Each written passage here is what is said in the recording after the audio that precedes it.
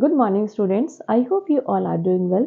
Today I am going to deal with chapter 10 of CRPC. आज जो पढ़ने वाले हैं वो CRPC के चैप्टर 10 को पढ़ने वाले हैं और चैप्टर 10 में जो है इसको 4 पार्ट्स में डिवाइड किया है। इसकी जो बेसिक आउटलाइन है वो मैं ऑलरेडी अपनी प्रीवियस वीडियो में कवर कर चुकी हूँ।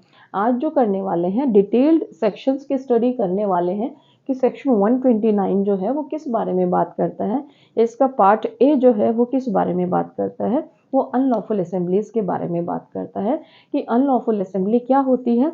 जो आईपीसी के सेक्शन 141 में डिफाइन है वो अनलॉफुल असेंबली होती है 5 या 5 से अधिक व्यक्ति जब मिलकर वो जो सेक्शन है 141 उसके तहत दिए गए कार्यों को करते हैं तो वो क्या कहलाएगी, वो अनलॉफुल असेंबली कहलाएगी। तो इस अनलॉफुल असेंबली को डिस्पर्स करने के लिए कौन एम्पावर्ड है ये आपको सेक्शन 129 बताता है। तो एम्पावर्ड जो है वो एग्जीक्यूटिव मजिस्ट्रेट है और officer in charge of police station वो भी इसमें एम्पावर्ड है, यानी एसएचओ भी एम्पावर्ड है।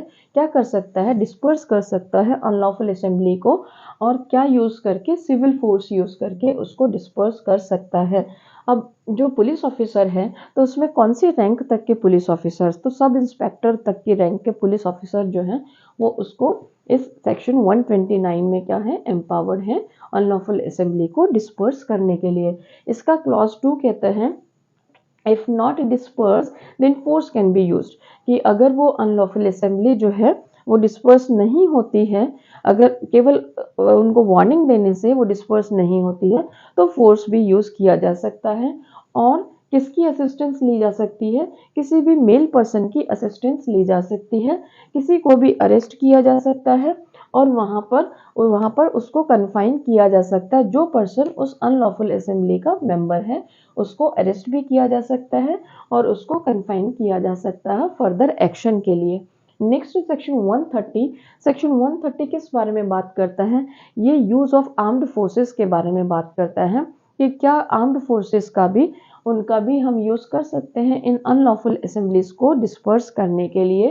तो 130 में executive magistrate of the highest जो रैंक है उसकी बात की गई है।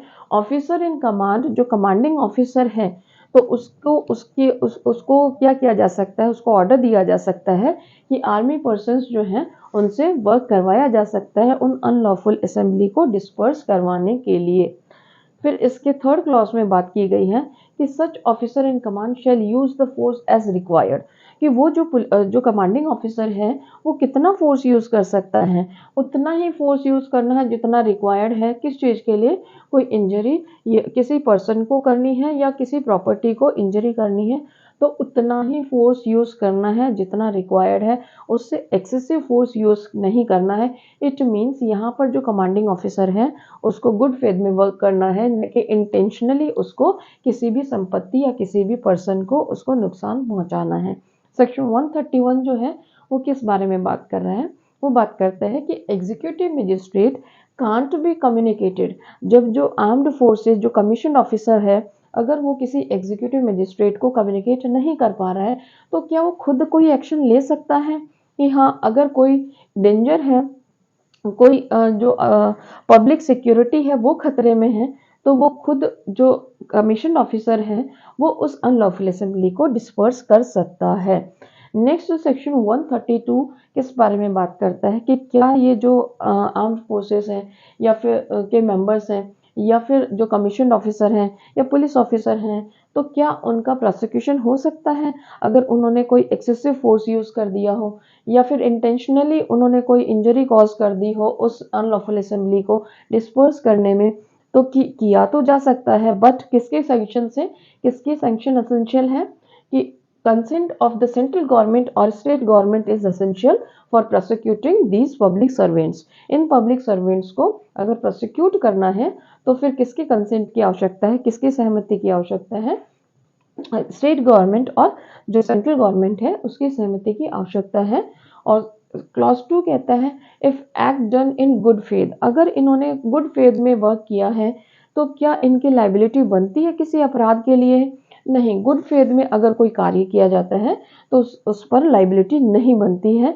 ये आईपीसी के सेक्शन 52 में भी डिफाइंड है कि गुड फेथ क्या होता है, कि अगर इंटेंशनली आपने कोई काम नहीं किया है, ड्यू केयर और डिलीजेंस के साथ कोई काम किया है, तो वो काम आपने गुड फेथ में किया है, तो आपकी यहाँ ऑफेंस के लिए लाइबिलिटी नहीं बनती है। सेकेंड क्लॉज में है गुड फेथ की बात की गई थी, और थर्ड क्लॉज में इन टर्म्स को डिफाइन किया है कि आर्म्ड फोर्सेस क्या होता है, ऑफिसर क्या होता है और मेंबर क्या होता है। कि आर्म्ड फोर्सेस में कौन कौन से फोर्सेस इंक्लूड हैं, तो मिलिट्री, नेवल और एयरफोर्स, ये तीनों इसमें इंक्लूड हैं। और ऑफिसर की टर्म में कौन कौन से ऑफिसर्स इंक्लूड हैं, कमीशन ऑफिसर इंक्लूड है, गैजेटेड ऑफिसर इंक्लूड है, इन पे of any armed officer, junior commission officer, warrant officer, पेटी ऑफिसर और non commission non gazetted officer भी यहाँ पर इसमें इंक्लूड है। इट मीन्स ऑफिसर में कमीशन ऑफिसर भी इंक्लूड हैं और नॉन कमीशन ऑफिसर भी इंक्लूड हैं। और मेंबर जो है वो कौन होगा, कि any person in the armed forces में कोई भी पर्सन वर्क करता है तो वो उसका मेंबर कहलाएगा। तो ये जो सेक्शंस हैं, सेक्शन 129 टू सेक्शन 132, ये स्पेशली किस बारे में बात करते हैं, ये अनलॉफुल असेंबली के बारे में बात करता है। ये जो पार्ट ए है इस चैप्टर का, चैप्टर 10 का, जो सेक्शन 129 टू 132 है, ये किस बारे में, अनलॉफुल असेंबलीज के बारे में बात करता है कि कौन कौन से एग्जीक्यूटिव मजिस्ट्रेट्स को पावर है और क्या कोई कमीशन ऑफिसर को भी पावर है इन अनलॉफुल असेंबलीज को डिस्पर्स करने के लिए, और इनके क्या लाइबिलिटी बनती है, और ये गुड फेथ में वर्क करते हैं तो इनकी लाइबिलिटी बनती है या नहीं बनती है, ये सब यहाँ पर एक्सप्लेन किया गया है। I hope students you understood all these sections very well. Now I am going to end the session. Thank you students. Bye.